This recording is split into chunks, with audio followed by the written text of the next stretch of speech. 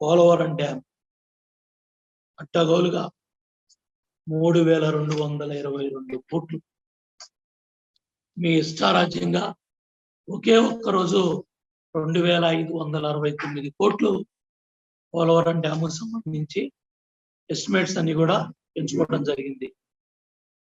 ఎవరు కోరిక మేరకు పెంచారు? కాంట్రాక్టర్ ఏజెన్సీ అభ్యర్థించారు కాబట్టి మీరు పోలవరం హెడ్ వర్క్స్ డ్యామ్ పనులు మీరు అంచనాలు పెంచేశారు. పోలవరం డ్యామ్ పనులు అంచనాలు పెంచినప్పుడు ఎంత అన్యాయంగా దుర్మార్గంగా ఒక మంత్రి కానీ ముఖ్యమంత్రి కానీ మీడియా ముందుకు వచ్చి ఏం జరిగింది, Polavaram irrigation project, Polavaram dam ని పోలవరం లిఫ్ట్ ఇరిగేషన్ చేశారు. Polavaram irrigation project Polavaram lift irrigation project అయిపోయింది.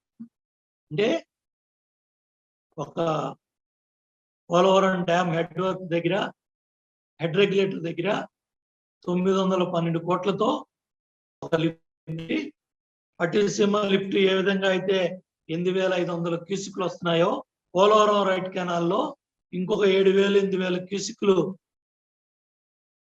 గోదావరి నీళ్లు కాలువలో పోసేసి గోదావరి డెల్టాను ఉద్ధరిస్తావా, కృష్ణా డెల్టాను ఉద్ధరిస్తావా? పోలవరం ఇరిగేషన్ ప్రాజెక్ట్ జాతీయ ప్రాజెక్టు. ఈ జాతీయ ప్రాజెక్టు 196 టీఎంసీలు, దగ్గర 150 అడుగులు ఎత్తులో ఆ డ్యామ్ నిర్మాణం జరిగి పెద్ద ఎత్తున ఏదైతే 1980 గోదావరి వాటర్ డిస్ప్యూట్ ట్రిబ్యునల్ మనకు మరి ఆదేశాలు ఇచ్చిందో దానికి అనుగుణంగా 1981లో అంజయ్ గారు శంకుస్థాపన చేస్తే ఏదైతే జరుగుతున్న స్పిల్వే పనులు కానీ ఈసీఆర్ఎఫ్ డ్యామ్ పనులు కానీ ఆ రోజు మధుకాన్ కంపెనీ అదేవిధంగా సిఎన్ఐ కంపెనీ 2 కంపెనీలు వాళ్ళు స్పిల్వే పనులు ఎర్త్కమ్ రాక్‌ఫిల్ డ్యామ్ పనులు చేస్తా ఉంటే పోలవరం పవర్ ప్రాజెక్ట్ కొట్టేయాలని ఒక దుర్మార్గమైన ఆలోచనతో రాజశేఖర రెడ్డి గారి ప్రభుత్వం ఆ రోజు ఫోర్సిబుల్ క్లోజర్, అది ప్రీ క్లోజర్ కూడా కాదు, జరుగుతున్న పనుల్ని ఫోర్సిబుల్ క్లోజర్ గా ప్రీ క్లోజర్ అని చెప్పి ఆ టెండర్లో మరి క్యాన్సిల్ చేసి రద్దు చేసి ఆ పవర్ ప్రాజెక్ట్ కొట్టేయాలనే ఒక దుర్మార్గమైన ఆలోచనతో ఆ రోజు ఆ కార్యక్రమాలు తీసుకోవటం, ఆ పనులు క్యాన్సిల్ అవటం, మళ్ళీ రోసీ గారి ప్రభుత్వం తర్వాత కిరణ్ కుమార్ రెడ్డి గారి ప్రభుత్వం రావటం, ఆ కిరణ్ కుమార్ రెడ్డి గారి ప్రభుత్వం 4 సంవత్సరాలు పోలవరం డ్యామ్ పనులు ఆ రోజు రాజశేఖర రెడ్డి గారి ప్రభుత్వంలో ఒక తీసుకున్న నిర్ణయం వల్ల జరుగుతున్న పనుల్ని ప్రీ క్లోజర్ చేసి ఫోర్స్ఫుల్ క్లోజర్ చేయటం వల్ల 4 సంవత్సరాలు 3,000 కోట్ల దగ్గర పోలవరం డ్యామ్ ఎస్టిమేట్స్ పెరిగిపోయాయి. దాన్ని మళ్ళీ ట్రాన్స్ట్రాయ్ కంపెనీ -14% పనులు తీసుకుంటే తెలుగుదేశం ప్రభుత్వం 2014లో అధికారంలోకి వచ్చిన తర్వాత డ్యామ్ సైట్ లో ఏదైతే రాజశేఖర రెడ్డి గారి టైంలో ఇచ్చిన డబ్బులు కూడా దళారులు తినడం వల్ల ఆ డ్యామ్ సైట్ లో గ్రామాలు 6-7 గ్రామాలు ఖాళీ చేయకపోతే ఆ రోజు చంద్రబాబు నాయుడు గారు క్యాబినెట్ తీసుకెళ్లి మళ్ళీ వాళ్ళకి 115 కోట్లు రైట్ సైడ్ లెఫ్ట్ సైడ్ కూడా గ్రామాలు ఖాళీ చేయడానికి మళ్ళీ డబ్బులు ఇచ్చి వాళ్ళని బతిమాలి బామాలి వాళ్ళకి ఇల్లు కట్టి వాళ్ళందరినీ కూడా పంపించడం వల్ల డ్యామ్ సైట్ ఖాళీ అయిన తర్వాత పనులు ముందుకెళ్లే పరిస్థితి. దీనివల్ల ఏదైతే ఇబ్బందులు వచ్చి -14% అవటం వల్ల ఇబ్బంది వచ్చిందో దాని మీద నవయుగ ఇంజనీరింగ్ కంపెనీ కేంద్ర ప్రభుత్వం ఏదైతే కేంద్ర జలవనరుల శాఖ మంత్రులు కానీ డిపార్ట్మెంట్ తీసుకున్న నిర్ణయానికి అనుగుణంగా మేమందరం కూడా మరి ఇచ్చేస్తే దాన్ని మళ్ళీ ఇవాళ మీరు ఈ విధంగా చేశారు. ఇవాళ ఏదైతే పెంచిన ఎస్టిమేట్స్ దగ్గర 3,222 కోట్లు కానీ ఒకే రోజు పెంచిన 2,569 కోట్లు కావచ్చు, ఇవన్నీ కూడా మీరు సమాధానం చెప్పాల్సిన బాధ్యత ముఖ్యమంత్రి గారి మీద ఉంది. ఎందుకంటే ఇవాళ పోలవరం ఇరిగేషన్ ప్రాజెక్ట్ ని లిఫ్ట్ ఇరిగేషన్ ప్రాజెక్ట్ చేసి ఈ విధంగా రాష్ట్రాన్ని భ్రష్టు పట్టించి కోట్లాది మంది ఆశ జాతీయ ప్రాజెక్ట్ గా ఉన్న పోలవరం ఇరిగేషన్ ప్రాజెక్ట్ ని పోలవరం లిఫ్ట్ ఇరిగేషన్ ప్రాజెక్ట్ గా చేసి ఇవాళ అంచనాలు ఇష్టారాజ్యంగా పెంచేసి ఇవాళ దోపిడీ కార్యక్రమానికి పాల్పడ్డారు. నేను జగన్మోహన్ రెడ్డి ప్రభుత్వాన్ని డిమాండ్ చేస్తున్నాను. ఇవాళ ఏదైతే ఇమ్మీడియట్ గా మరి ధూళిపాడి నరేంద్ర గారిని ఏదైతే మీరు అరెస్ట్ చేశారో ఇమ్మీడియట్ గా కోర్టు ముందు తీసుకురావాలి, మీడియా ముందుకి తీసుకురావాలి.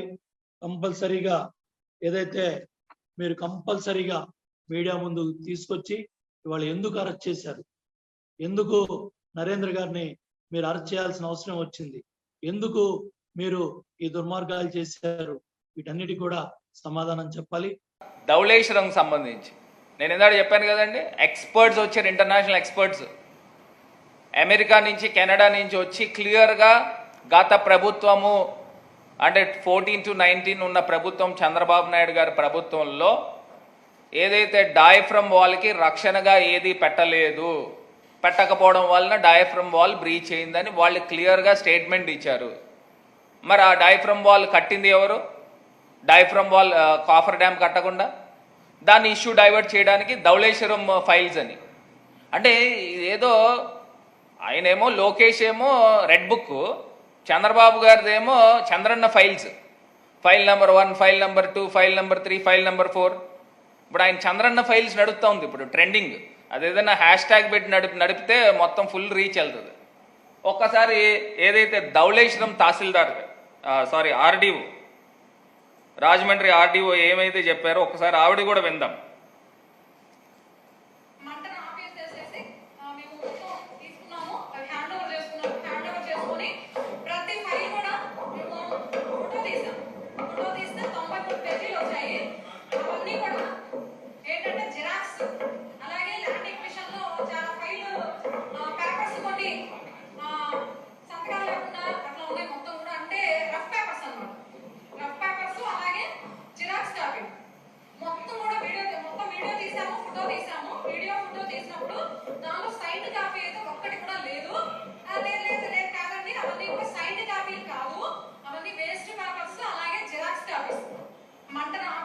ఒక్కసారి చూడండి అది ఆఫీసర్ ఆర్డీఓ రాజమండ్రి ఆర్డీఓ ఆమె చెప్పిన మాట, అన్సైన్డ్ కాపీసు, జెరాక్స్ కాపీలు ఇవి వేస్ట్ పేపర్స్ అని ఆవిడే చెప్తా ఉన్నారు. అవి కాల్చేయరు అని చెప్తా ఉన్నారు. కాల్చిన దానికి వైఎస్ఆర్సీపీకి ఏం సంబంధం అండి? అసలు నా తెలియక అడుగుతాను, ఇప్పుడున్న కలెక్టర్ మీరు నియమించిన వాళ్ళు కాదా? ఇప్పుడున్న ప్రభుత్వం కాదా? ఇప్పుడు ఎస్పీ ఎవరు నియమించిన వాళ్ళు? మీరు నియమించిన వాళ్ళు కాదా? ఇప్పుడు ఈవిడ చెప్తున్న ఆర్డీఓ కూడా, ఆమె ఆర్డీఓ గారి పేరు లక్ష్మీ శివజ్యోతి అంట, ఆమె కూడా చెప్తా ఉంది, అది కూడా ఆమెను కూడా మీరే నియమించుకున్నారు కదా ట్రాన్స్ఫర్ చేసి. మరి ఆమె చెప్తా ఉన్నారు అసలు వైఎస్ఆర్సీపీకి ఏం సంబంధం, జగన్మోహన్ రెడ్డి గారికి ఏం సంబంధం? నాకు ఒకటి అర్థం కావట్లా. అంటే ఇప్పుడు మీరు తీసుకొచ్చి అక్కడ నంది ఉంటే ఆ నందిని 10 సార్లు పంది పంది పంది పంది అని అంటే జనాలు బహుశా నిజంగానే పందేమో అనుకుంటారు. ఆ రకమైన కార్యక్రమాలు చేస్తూ ఉన్నారు. అంటే ల్యాండ్ టైటిలింగ్ యాక్ట్లో మీరు ఏ రకంగా అయితే దుష్ప్రచారం చేసి ఆ రోజు మీరు అధికారం పీఠం ఎక్కారు, అదే తరహాలో ఇప్పుడు ఇష్యూ డైవర్షన్ చంద్రన్న ఫైల్స్ అని స్టార్ట్ చేశారు. సూపర్ 6 హామీలు ఎక్కడ నెరవేర్చాలి, ఎక్కడ స్టార్ట్ చేయాలి, దాన్ని ప్రజలు దృష్టి మరలించాలనే కార్యక్రమం జరుగుతూ ఉంది. మరి ఇది కాకుండా ఫైనల్గా ఇంకొక అంశము ఏదైతే ఇప్పుడు చంద్రబాబు నాయుడు గారు హుటాహుటిన శ్రీ సిటీ వెళ్ళిపోయారు. ఆ శ్రీ సిటీలో ఇవాళ ఆయన ఒక 15 ఇండస్ట్రీలని ప్రారంభోత్సవం చేస్తున్నాడు. నాకు ఒకటి తెలియగా అడుగుతాను, ఇప్పుడు వచ్చిన గవర్నమెంట్ 3 నెలలైంది. ఇవన్నీ కూడా జగన్మోహన్ రెడ్డి గారు ముఖ్యమంత్రి కింద ఉన్నప్పుడు ఇవన్నీ స్టార్ట్ అయినాయి, శంకుస్థాపనలు అయినాయి. ఇక్కడ ఆయన ఆఫీస్ దగ్గర, క్యాంప్ ఆఫీస్ దగ్గరే వర్చువల్గా ప్రారంభించారు, శంకుస్థాపనలు చేశారు. అవి ప్రొడక్షన్లో ఆల్రెడీ ఉన్నాయి. ఆ ప్రొడక్షన్లో ఉన్న వాటిని ఈయన తీసుకొచ్చి ఓపెనింగ్ చేస్తున్నాడు. ఇంకా నాకు ఇంకో కొంత ఆశ్చర్యం ఏంటంటే, ఆల్రెడీ వర్క్ స్టార్ట్ అయిపోయి కన్స్ట్రక్షన్ స్టార్ట్ అయిపోయినాయి కొన్ని ఇండస్ట్రీలకు సంబంధించి, దాన్ని ఇవాళ తీసుకొచ్చి శంకుస్థాపన చేస్తూ ఉన్నాడు. వీళ్ళు వచ్చింది 3 నెలలైంది. అదేదో వీళ్ళేదో గొప్పగా చేసేసినట్టు మీడియాల్లోనూ వాళ్ళకున్న పేపర్లలోనూ వేసుకుంటూ ఉన్నారు. చంద్రబాబు నాయుడు గారు మార్క్ రాజకీయం చూపించారు. అంటే 3 నెలల్లో ఎక్కడైనా ఇండస్ట్రీలు ప్రారంభించేయడం, కట్టేయడం, ప్రొడక్షన్ తీసుకొచ్చేయడం జరుగుతుందండి ఎక్కడైనా? మరండి ఈ క్రెడిట్ అంతా ఎవరిదండి? ఇది జగన్మోహన్ రెడ్డి గారిది కాదా? అంటే మీకులాగా మేము ప్రచారం చేసుకోలేకపోవచ్చు, కాకపోతే ఈ వాస్తవాలు ఈ ప్రజలన్నీ కూడా గమనించాలి. ఎందుకంటే జగన్మోహన్ రెడ్డి గారు ముఖ్యమంత్రి కింద ఉన్నప్పుడే ఈ ఇండస్ట్రీలు శంకుస్థాపనలు జరిగినాయి. ఇవి కంప్లీట్ అయ్యి ఆల్రెడీ ప్రొడక్షన్లో వచ్చేసినాయి. అవి వర్చువల్గా కూడా ఆయన కొన్ని ఓపెన్ చేయడం కూడా జరిగింది. ఇప్పుడు ఇవాళ తీసుకొచ్చి చంద్రబాబు నాయుడు గారు మీడియా స్టంట్, అంతకుమించి ఏం లేదు. లేదా 3 నెలల్లో ఇండస్ట్రీలు కట్టడం ఎలాగైపోద్ది, ప్రొడక్షన్ చేసేయడం ఎలాగైపోద్ది. ఆల్రెడీ అక్కడ శ్రీ సిటీలో కొన్ని వెళ్తే కొన్ని ఇండస్ట్రీలు ఆల్రెడీ స్టార్ట్ అయిపోయినాయి వర్క్. ఈయన తీసుకొచ్చి భూమి పూజ అని స్టార్ట్ చేస్తూ ఉన్నారు. ఇవన్నీ కూడా ప్రజలు గమనించాలి. ఇవన్నీ కూడా ఇంకా క్లియర్ డేటాతో ఒకరోజు పవర్ పాయింట్ ప్రజెంటేషన్ చేస్తాం. మీరు ప్రభుత్వంలో ఉన్న హయాంలో మీరెన్ని ఇండస్ట్రీలు తీసుకొచ్చారు, మేమెన్ని ఇండస్ట్రీలు తీసుకొచ్చాము. మేము బహుశా వెనకబడి ఉండొచ్చు పబ్లిసిటీలో, మీకులాగా లేనిది ఉన్నట్టు, ఉన్నది లేనట్టు చెప్పుకునే ఆ కెపాసిటీ మా దగ్గర లేదు.